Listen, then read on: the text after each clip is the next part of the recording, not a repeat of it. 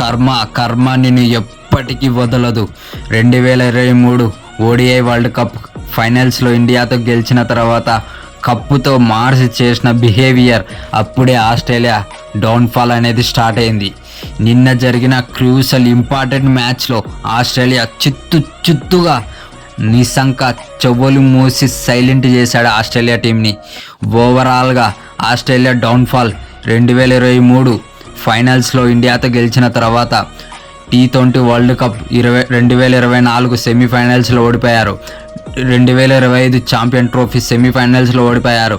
అలాగే WTC test championship south ఆఫ్రికాతో ఫైనల్స్లో ఓడిపోయాడు. లేటెస్ట్గా జింబాబ్వేతో చిన్న టీముతో చిత్తుగా ఓడిపోయారు. ఈరోజు శ్రీలంక ఏం పర్ఫార్మెన్స్ ఇచ్చిందంటే హిస్టరీ క్రియేట్ చేసి పడేసింది. సూపర్గా ఆస్ట్రేలియాని ప్రెజర్లో పెట్టారు చూడు, వేరే లెవెల్లో పెట్టారు. మాస్. ఆస్ట్రేలియా ఇప్పుడు ప్లే ఆఫ్ సూపర్ 8 కండిషన్స్ చాలా టఫ్ అయినాయి. జింబాబ్వే రెండు మ్యాచ్లు ఓడిపోవాలి. అలాగే ఆస్ట్రేలియా ఒమాన్తో ఒక మ్యాచ్ ఉంది. ఆ మ్యాచ్లో బెటర్ రన్ రేట్తో గెలిస్తే లిటిల్ బిల్కి ఛాన్సెస్ ఉన్నాయి. 90% జింబాబ్వే 2 మ్యాచెస్లో ఒక్క మ్యాచ్ గెలిచినా కానీ డైరెక్ట్ క్వాలిఫై అవుతుంది.